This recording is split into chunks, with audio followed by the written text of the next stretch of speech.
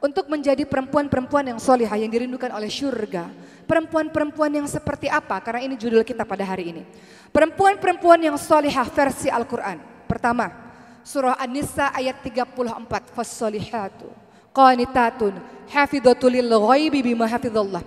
Wanita yang salihah adalah wanita yang taat kepada Allah Subhanahu wa taala dan menjaga diri ketika suami tidak ada. Taat kepada Allah artinya sami'na wa ata'na. Kami dengar ya Allah, kami taat ya Allah. Apapun yang Allah perintahkan kita lakukan, apapun yang Allah larang kita tinggalkan. Pertama, dan menjaga diri ketika suami tak ada artinya setia. Engkau mungkin bisa setia, bisa baik pada saat suamimu ada, tapi belum tentu ketika suamimu pergi engkau bisa setia, teman-teman sekalian. Ada pasangan-pasangan muda yang suaminya begitu khawatir. Nih hati-hati, kalau suaminya udah posesif, berarti mungkin salah satu indikasi suami nggak percaya sama kita. Mama, di mana sama siapa? Tolong kirim foto-fotonya lagi sama siapa aja, Mah. Tolong laporan setiap 2 menit sekali. Tolong kalau telepon video call aja. Saya mau lihat sekelilingnya seperti apa. Ini mungkin suaminya nggak percaya sama istrinya. Atau ada suami yang pasang GPS di handphonenya istri. Dia tahu, oh istri saya pergi ke sini. Istri saya pergi ke sini, melacak keberadaan istri. Mungkin. Ya 2 ya kemungkinan karena terlalu sayang. Kedua karena nggak percaya. Ya, jadi terlalu overprotective seperti itu. Jadi patut tersinggung juga kalau kita diperlakukan suami begitu ya. Mungkin suami nggak percaya sama kita. Jadi ciri menjadi wanita yang dirindukan syurga pertama An-Nisa 34, yakni adalah orang yang taat pada Allah dan menjaga diri ketika suami tak ada, setia. Yang kedua, surah An-Nisa ayat 19, sabar. Fa in karihtumuhunna. Terus apa lagi? Wa asa an takrahu syai'an wa yaj'alallahu fihi khairan katsiran. Kita baca surat An-Nisa ya. Surah An-Nisa ayat 19. Fa in karihtumuhunna fa asa an takrahu syai'an wa yaj'alallahu fihi khairan katsiran. Dan bergaulah dengan mereka menurut cara yang patut. Jika kamu tidak menyukai mereka, maka bersabarlah. Karena boleh jadi kamu tidak menyukai sesuatu, padahal Allah yang menjadikan kebaikan yang banyak padanya. Untuk menjadi perempuan-perempuan yang dicintai Allah, Rasulnya dan juga suami kita adalah sabar. Kalau enggak sabar dalam pernikahan udah bubar. Betul enggak Bu? Kalau enggak sabar udah bubar dari awal. Jadi kalau ada orang yang bilang, Boki kasih saya dong nasihat pernikahan. Saya juga pernikahannya baru sebentar. Tapi mungkin saya bisa kasih beberapa nasihat. Apa itu? Sabar, sabar, sabar, sabar, sabar. Bener gak Bu? Ibu-ibu yang sudah berumur pernikahannya puluhan tahun. Sabar. Anak-anak yang baru menikah di awal-awal pernikahannya kenapa banyak bubar? Gak sabar. Bener Bu? Emang begitu, gak ada cara lain. Ini Al-Quran yang nyuruh kok. Pergaulilah pasanganmu dengan cara yang baik. Terus kalau ada apa-apa yang kamu gak suka, sabar. Udah gak ada kata lain, sabar. 2 orang disatukan dari pengalaman hidup berbeda. Keluarga yang mungkin berbeda, pendidikan mungkin berbeda, semuanya berbeda. Ya, kita bukan cari persamaan, kita cari yang bisa saling melengkapi. Saya cerewet, situ pendiam. Ya, saya boros, situ hemat, gitu. Saling melengkapi satu sama lain, ya sabar. Kenapa kata Rasulullah banyak perempuan-perempuan yang masuk ke dalam nerakanya Allah? Karena mereka ketika ngelihat suaminya buat salah satu aja, perempuannya istrinya mengatakan, suamiku, aku tidak pernah melihat kebaikan apapun dalam dirimu. Semuanya buruk dan diungkit-ungkit semua kesalahan yang lalu. Ini perempuan kadang kalau suka berantem, berantemnya masalahnya yang A. Tapi diungkit semua yang kemarin. Suami buat salah satu, hilang semua kebaikannya. Itulah kata Rasulullah, banyak perempuan-perempuan masuk ke dalam nerakanya Allah karena apa? Suami cuma punya satu salah. Tapi seakan-akan kesalahannya semuanya. Itulah istri yang gak pernah bersyukur kepada sang suami. Jadi nomor 2, ciri dari perempuan yang solihah adalah surah An-Nisa ayat 19 yaitu sabar dan berbuat baik kepada pasangan. Ciri yang ketiga, Perempuan-perempuan yang solihah adalah dalam surah Al-Ahzab ayat 33, yaitu perempuan-perempuan yang betah di rumah, gak suka keliaran kemana-mana. Kalimatnya adalah waqarna fi buyutikunna. Perempuan-perempuan paling baik adalah memang di lantai rumahnya sendiri. Banyak perempuan-perempuan di luar sana, kalau di sini kan solehah semua, betah di rumah. Tapi kalau perempuan-perempuan di luar sana, di rumah itu pusing, stres kalau di rumah. Ini belakangnya ini panas kalau di rumah itu. Jadi hobinya suka keluar, keliaran. Dan kalau pergi tuh nggak laporan, nggak izin maksud saya, tapi laporan. Bedakan antara izin dan laporan. Pak, saya lagi di mall nih, lagi jalan-jalan.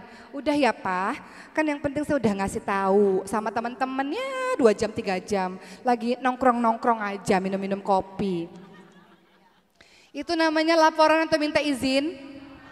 Laporan, bedakan minta izin sama laporan. Ibu sebelum keluar rumah izin dulu, boleh enggak? Kalau udah di mall ya suaminya bilang enggak boleh ya gimana udah di mall.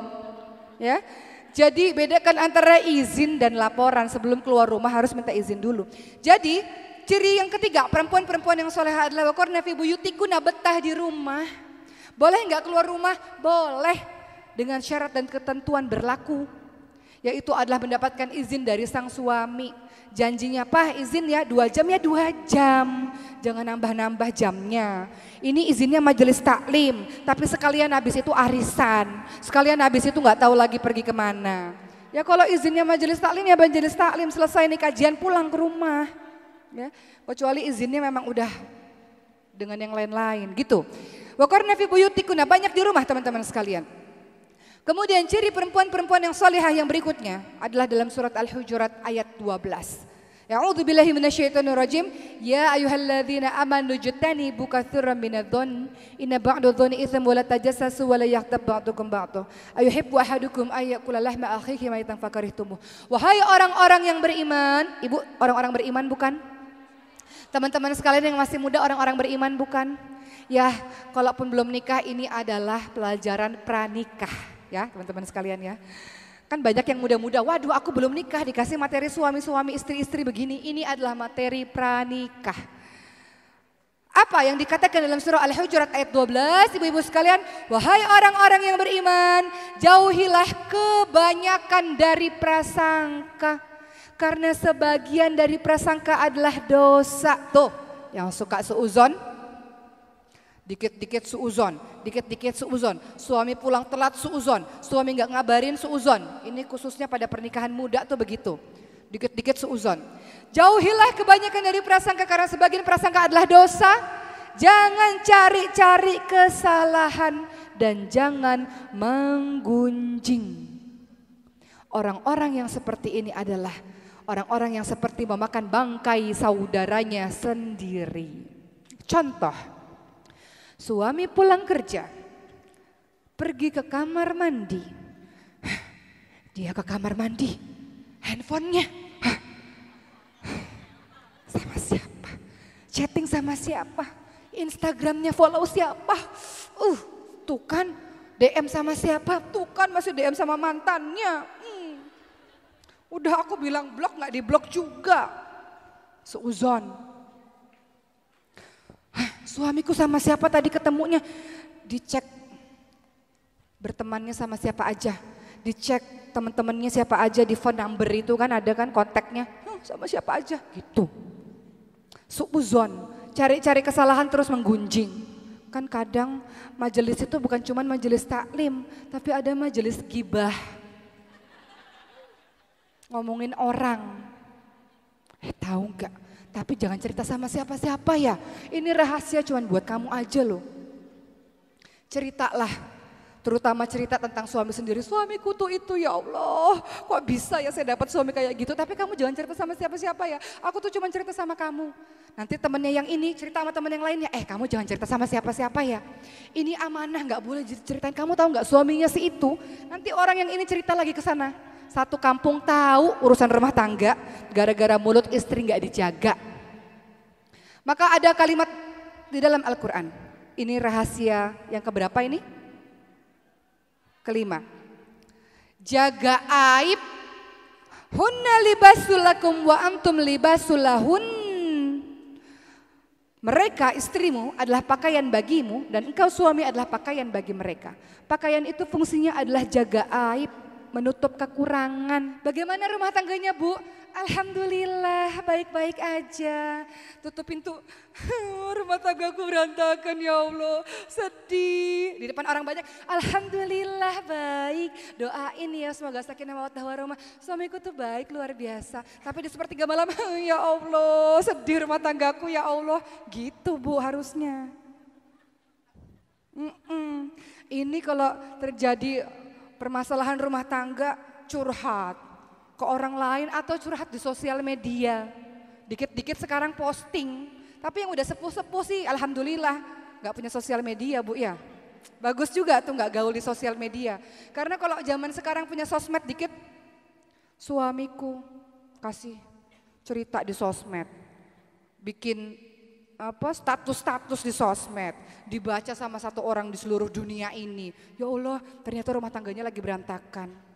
Akhirnya ada laki-laki yang baca, oh rumah tangganya lagi berantakan, aku pepetin gitu. Kesempatan, aku ini laki-lakiku tunggu jandamu dari dulu. Dari masa dia gadis ku tunggu jandamu, oh dia lagi ada problem, aku pepetin gitu. Membuka pintu syaitan, buka-buka rahasia rumah tangga, membicarakan aib orang lain atau aib suami sendiri. Buat apa teman-teman sekalian? Ada sebuah kisah nyata di Jeddah. Suami istri lagi bertengkar. Suaminya marah luar biasa pada sang istri, dipukullah wajah istri. Kemudian istrinya menangis, tiba-tiba terdengar bel pintu rumah berbunyi.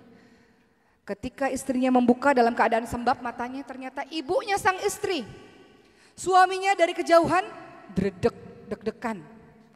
Ya Allah, istriku ini pasti ngadu ini sama mertuaku ini nih. Bahwa tadi baru dipukul. Orang tuanya tanya kepada si perempuan ini, anakku kenapa? Kok kamu nangis matanya sembab begitu kenapa? Istrinya mengatakan, ibu, ayah ya Allah. Aku tuh tadi berdoa sama Allah. Aku rindu sama ibu sama ayah udah lama gak ketemu. Aku tuh nangis karena aku rindu sama ibu sama ayah. Taunya Allah langsung menjawab doaku, aku semakin terharu. Jadi aku nangis tuh aku rindu sama ibu sama bapak. Bahagia bisa ketemu sama ibu sama bapak. Suaminya dari kejauhan, ya Allah nih istri. Padahal bisa loh istrinya ngadu sama orang tuanya itu. Aku baru dipukul, ada KDRT kekerasan dalam rumah tangga. Suamiku itu kan kalau perempuan kadang-kadang suka lebay ceritanya. Gak sesuai kenyataan, dilebih-lebihkan gitu. Orang kalau lagi marah, lagi sakit hati kan ceritanya suka dilebih-lebihkan biasanya. Tapi sang istri mengatakan, ya Allah Pak Bu aku tuh nangis karena aku rindu sama bapak sama ibu. Suaminya luluh hatinya, istriku itu Masya Allah. Menyimpan aibku sendiri ya Allah luar biasa. Makin sayang dan cintalah suami tersebut. Makanya kadang kalau kita berantem suami istri khususnya bagi pernikahan-pernikahan muda. Dikit-dikit ngadu sama orang tua. Orang tuanya udah kesel, kita udah buat anak lagi sama suami kita. Ya? Udah baik lagi sama suami kita. Orang tuanya masih sebel, kitanya udah harmonis lagi sama suami kita. Jadi gak perlulah cerita-cerita yang sekiranya membuat kita menjelek-jelekkan pasangan kita sendiri. Karena kata Allah, hunna libasul lakum wa antum libasul lahun. Kalau ada jenis istri-istri yang begini sebaiknya diapain nih Bu? Istri yang kerjanya suka ngomongin kejelekan suami terus, diapain ini sebaiknya ini? Dinasehatin atau diapain ini istri kayak gini? Diplester mulutnya. Didoain yang baik. Yang baik. Kalau Nabi Ibrahim alaihissalam gimana kisahnya? Menghadapi menantu yang mulutnya luar biasa, gak bisa dijaga. Nabi Ibrahim datang ke rumah anaknya Nabi Ismail alaihissalam. Nabi Ismail sedang pergi. Dan si perempuan ini gak tahu bahwa itu adalah mertuanya, bahwa itu adalah Nabi Ibrahim. sang Nabi Ibrahim bertanya, wahai perempuan, anak perempuan, bagaimana keadaan rumah tanggamu dengan Ismail? Maka sang istri mengatakan, rumah tanggaku buruk, aku miskin, aku susah, suamiku nggak baik. Dan semua keluhan lainnya. Apa kata Nabi Ibrahim alaihissalam? Tolong katakan kepada Ismail kalau pulang, ganti pagar pintu rumahnya. Jadi kalau istri yang cerewet, yang ngeluh terus, yang buka aib suami terus, harusnya diapain Bu? Mau diganti? Mau diganti? Akhirnya apa yang terjadi? Akhirnya Nabi Ismail paham bahwa perempuan yang begini nggak bisa dipertahanin, diceraikan. Diganti dengan istri yang baru, kemudian Nabi Ibrahim datang lagi ke rumah anaknya Nabi Ismail sedang pergi. Dengan istri yang baru, Nabi Ibrahim tanya kepada istri yang baru tersebut, wahai anak perempuan, bagaimana keadaan rumah tanggamu? Alhamdulillah, semua baik. Alhamdulillah, rumah tanggaku baik, rumah tanggaku luar biasa, rumah tanggaku diberkahi oleh Allah, alhamdulillah. Maka apa kata Nabi Ibrahim? Katakan kepada suamimu Ismail, pertahankan pagar pintu rumahmu. Artinya istri yang begini adalah istri-istri yang luar biasa, pertahankanlah karena dia menjadi istri yang solihah. Jadi begitu teman-teman sekalian, ya tak terasa sudah hampir 1 jam saya berbicara di sini. Jadi saya review lagi, ada 5 cara setidaknya. Bagaimana cara kita menjadi istri yang solihah menurut Quran?